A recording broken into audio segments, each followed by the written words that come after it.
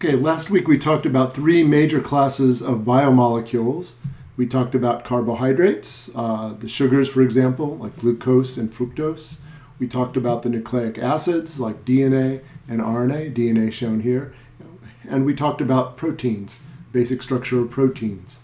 Now it's time to address the fourth major class of biomolecule before moving on to cells and cell structure. And that fourth major class of biomolecule are the lipids. So let's talk about lipids right now. Lipids are molecules that can be characterized by one essential feature, and that is that they are insoluble in water. They're insoluble in water because they are hydrocarbons. They have a high proportion of the nonpolar carbon-hydrogen bonds, and that elicits the hydrophobic character of lipids. And as you know, fats and water don't mix very well. So lipids can be fats, so they can be oils, waxes, and there are even some vitamins that are lipids. Now, if we talk about fats, fats are largely can be characterized as triglycerides. And a triglyceride has one glycerol molecule and three fatty acids attached to that. We'll talk about that structure in a moment. Glycerol is basically a three-carbon alcohol, and fatty acids are long chains of carbon and hydrogen. So let's talk about fatty acids right now. In a particular fat that you're talking about, you can have three fatty acids, and they need not be identical in a fat. And the chain length can also be variable. In addition, they can vary in terms of whether there are double bonds between the carbons or not. If there are no double bonds between carbons, then we say that the fat is a saturated fat. And those saturated fats, like you find in animal fats, have a high melting point, and usually they are of animal. Saturated fats are of animal origin, whereas unsaturated fats and oils can be found in plants. So if you're unsaturated, all that means, again, to repeat, is that you have one or more double bonds, and unsaturated fats usually have a lower melting point, and they are usually obtained from plants. And artificially, companies will, in order to solidify unsaturated fats to make them more solid, that is to raise their melting point, they will industries will hydrogenate fats, and that produces sometimes trans fats, which are pretty bad for our health because they elevate the bad cholesterols and lower our good cholesterols. I'll talk about what trans fats are in a moment.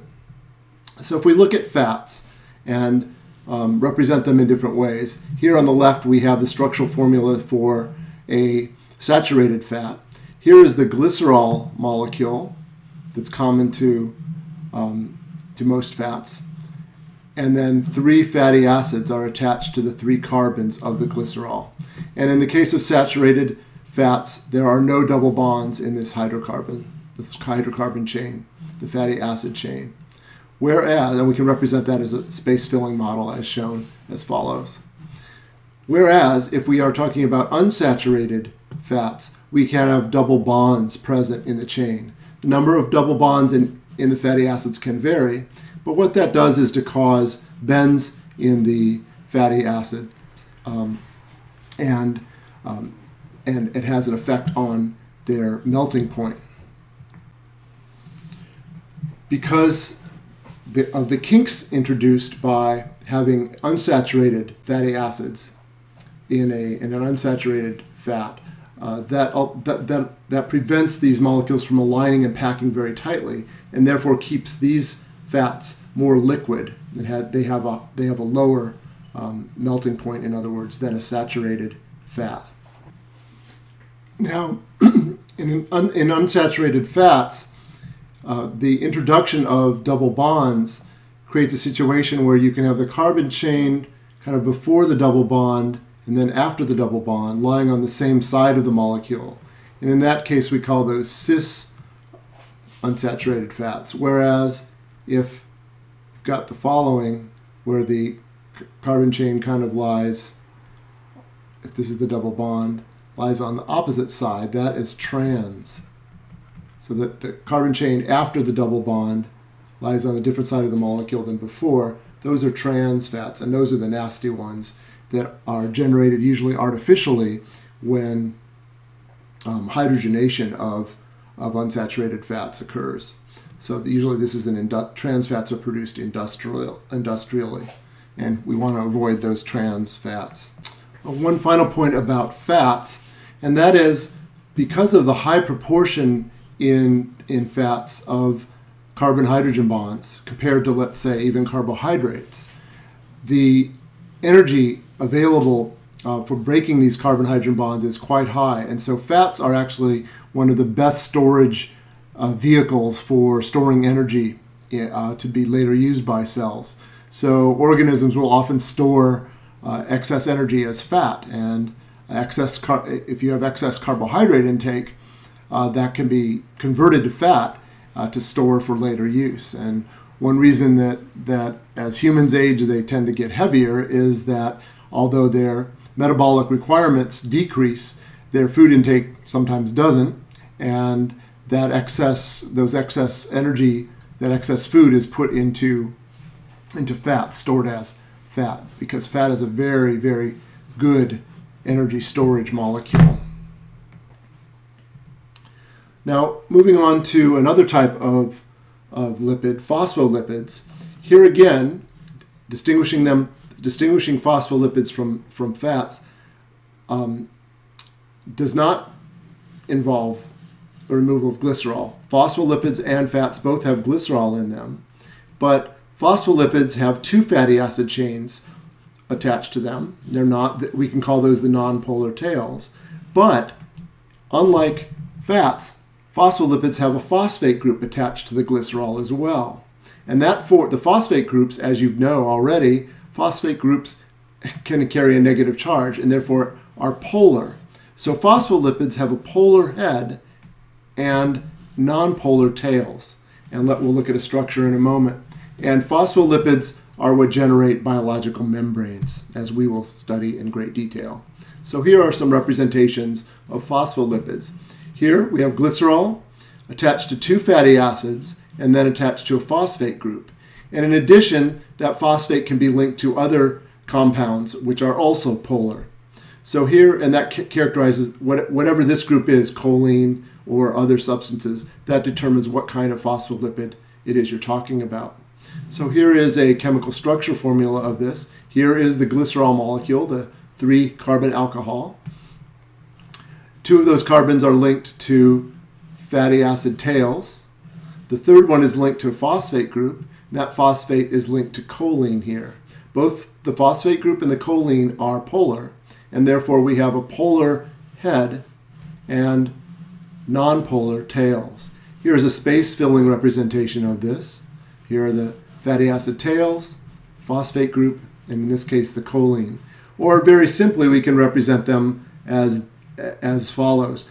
The sphere here represents the polar head, and the long tails represent the hydrophobic nonpolar tails. And because of the property of having polar heads and nonpolar tails, in water, phospholipids will spontaneously assemble into what we call micelles. That is, they will align themselves with their polar heads facing the water, interacting with the polar water molecules, and the hydrophobic fatty acid tails hiding away from water because they are hydrophobic in the center of the micelle. And of course, this would be spherical. We're taking a cutaway view here in this view. So all micelles are an orientation of phospholipids in water, such that they orient themselves this way, and that can form instead of micelles. You can have membranes formed. So here we have what the classical phospholipid bilayer that we come across again and again, and this is the structure of biological membranes. We have one layer of phospholipids lined with their polar heads facing water and their hydrophobic tails pointing inward, and then another layer with their polar heads facing water and their hydrophobic tails facing the hydrophobic tails of the other layer. So what we have here is a lipid a phospholipid bilayer. Bilayer meaning two layers. And this is the basic structure of a biological membrane. Of course, biological membranes have other components inserted into the phospholipid bilayer, as we'll talk about at great length shortly. But right now, this is just get the basic structure of a phospholipid bilayer down at this point.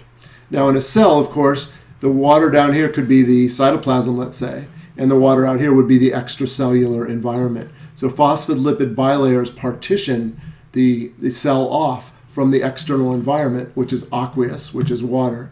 And they partition the cytoplasm, which is also an aqueous-based cytoplasm, in the interior part of the cell. So that's what biological membranes do. They partition substances in the cell. Now, one last thing about lipids, and that is that there are additional kinds of lipids in addition to phospholipids and in addition to fats. For example, the steroids are lipids, and you're familiar with them. You've heard of cholesterol as a steroid, testosterone, estrogen. These are the sex hormones, major sex hormones. Cholesterol can be used in membranes to actually stiffen biological membranes, inserting into the phospholipid bilayer. We'll see that a little bit later. And another class of lipids are the terpenes, which are found in a variety of pigments. Terpenes are generated from isoprene, and we don't need to know the chemistry of that really, except that terpenes can cyclize, and those cyclic terpenes are often found in molecules like chlorophyll or in other pigments like carotene or retinol in our retina. All right, then, now having covered the basic nomenclature of different types of biomolecules and the differences in their major chemistries, we're ready to move on to our next major topic, which is going to be the structure of the cell. And that's where we'll be moving on to